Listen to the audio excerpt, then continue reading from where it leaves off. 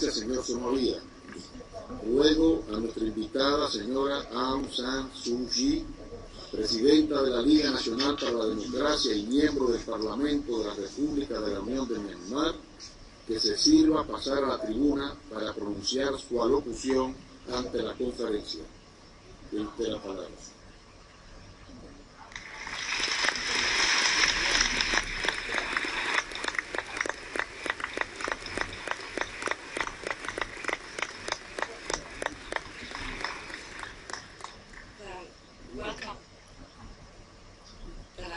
This morning has forced me to move a little away from my prepared text, with apologies to interpreters.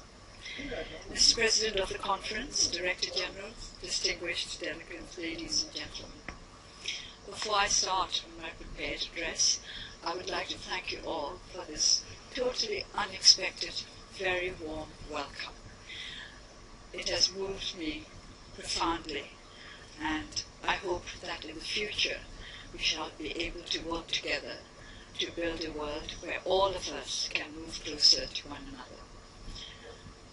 I was saying to Mrs. Somavia, he just told me to pronounce his name correctly.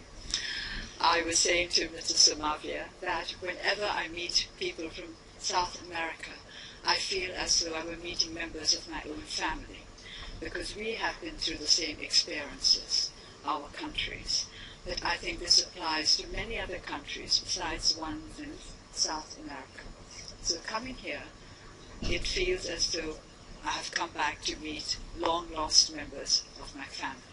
And I hope that this will by no means be the last meeting.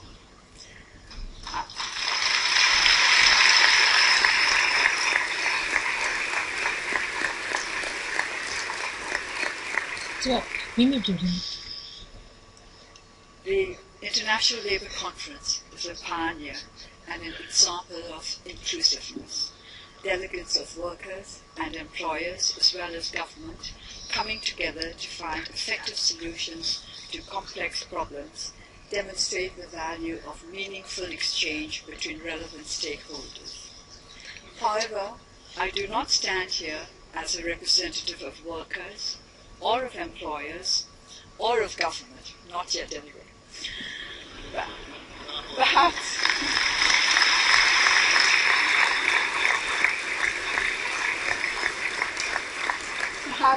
you could accept me as the fourth element.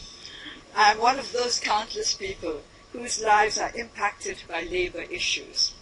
I'm also a politician, so perhaps I could make a claim to be the fifth element as well, the element that represents the interests of the general public. I still feel a little self-conscious about referring to myself as a recently elected Member of Parliament, which I presume is the correct formal definition of my status. My association with the ILO, which goes back several years, has been based on my responsibilities as a politician. More precisely, it is based on the activities of my party, the National League for Democracy, related to democracy and human rights. We cooperated to the best of our ability with the ILO and other interested organizations and individuals over the issues of forced labor and child soldiers. The report of the Committee on the Application of Standards sets down the progress that has been achieved in these areas since the situation was last reviewed, as well as remaining concerns. There is little I have to add to the contents of this comprehensive report. Today, I would like to address issues that have arisen as a corollary to changes that have been taking place in Burma over the last year. The initiatives towards democratization taken by President U Thein Sein's government have been welcomed by the people of our country as well as by the international community. In addition to measures aimed at political reform, there has been considerable effort to effect positive changes in the economic sector. One of the few remaining countries in the world with vast potential waiting to be realized, Burma has attracted the acute attention of business interests as well as of governments and agencies desirous of encouraging and supporting the reform process. The ILO is unique in that social, political, and economic issues coalesce in its work. It is therefore appropriate for me to speak from this forum of concerns related to the opportunities offered by the changing situation in my country. As rights should be balanced by responsibilities, opportunities should be linked to probity if we are to avoid the dangers of exploitation. What I would like to see for our country is democracy-friendly development growth.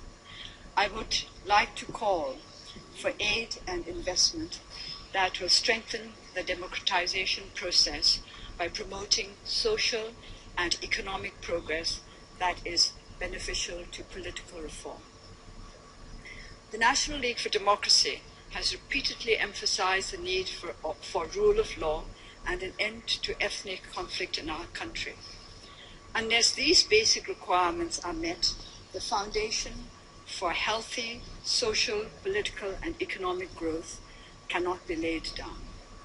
Strong democratic institutions that will guarantee basic human rights are necessary to ensure good governance based on transparency, accountability, and an enhancement of integrity.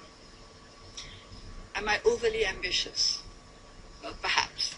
Yes, I think I am ambitious. But unless we aim at achieving the best that might be possible, we will be in danger of having to make do with the least that is tolerable in the short run. In the long run, as powers of tolerance run out, unrest and instability will erode the progress that has already been gained. The resolution adopted by the 101st session concerning the measures on the subject of Myanmar, adopted under Article 33 of the ILO Constitution, reflects positive steps that have been taken over the last year. The Ambassador of the Republic of the Union of Myanmar expressed the opinion that this resolution fell short of his government's expectations.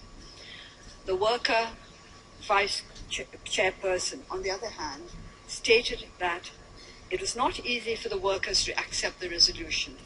A good number of the provisions of the resolution have been met in law, but much remained to be done if they were to become reality in practice.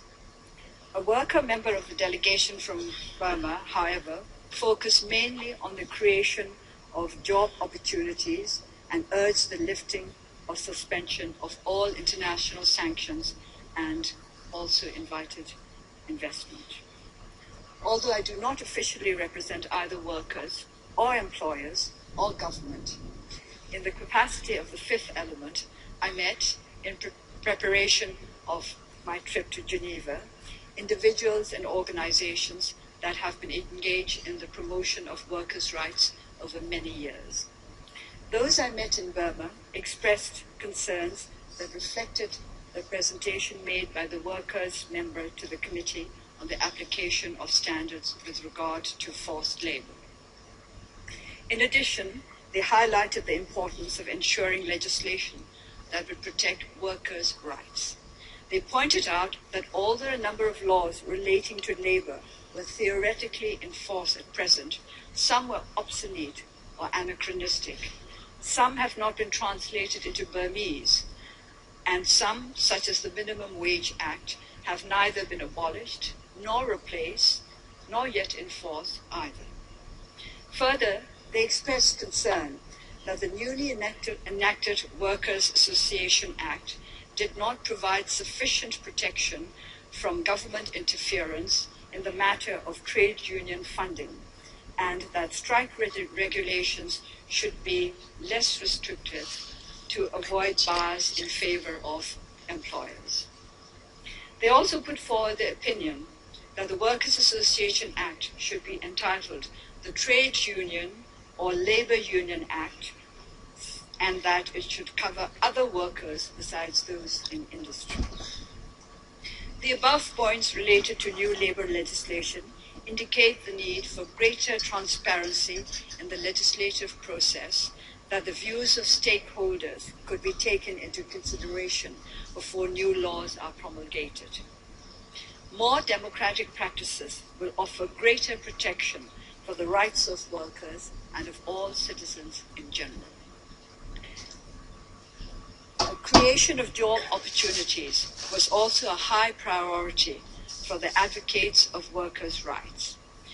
They submitted detailed recommendations ranging from the kind of foreign direct investment they considered desirable to the role that government should play to ensure the right kind of business practices. I list some of these below that this conference might see that despite many years of isolation and repression, our people can still boast a social, political, and economic awareness that, given sufficient latitude, would bring our country in line with positive developments in the rest of the world. I would here like to stress the problem of youth unemployment. As I have said repeatedly, it is not so much joblessness as hopelessness that threatens our future. Unemployed youth lose confidence in the society that has failed to give them the chance to realize their potential. Problems related to drink and drug abuse and vagrancy abound as restless, directionless youth agonize over the fruitlessness of their existence. Vocational training linked to job creation is imperative if we are to safeguard the future by giving our youth the capacity to handle effectively the responsibilities that will inevitably fall to them one day, which may not be that far away. Foreign direct investment that result in job creation should be invited. Investors should adhere to codes of best practices. Track records in regard to internationally accepted labor standards and environmental responsibility should be examined. Sustainable benefits, including the acquirement of modern technology, should be the aim. Responsible foreign investment in agribusiness could be beneficial with the right precautions taken to protect smallholders. State enterprises marked for privatization should be made more competitive, and small and medium-scale enterprises, such as electricity products and spare parts for machinery, encouraged. Preferred FDI were those related to the tourism and to the development of efficient financial services and basic infrastructure. Investment in the extractive industries should be approached with particular care. These above recommendations by representatives of workers are strikingly similar in many respects to those of an eminent economist who has studied the situation in Burma for many years. Development of the tourist industry, creation of a viable financial system, investment as a source of immediate job creation, as well as a source of new ideas, new techniques, and new technologies. He also advises transparent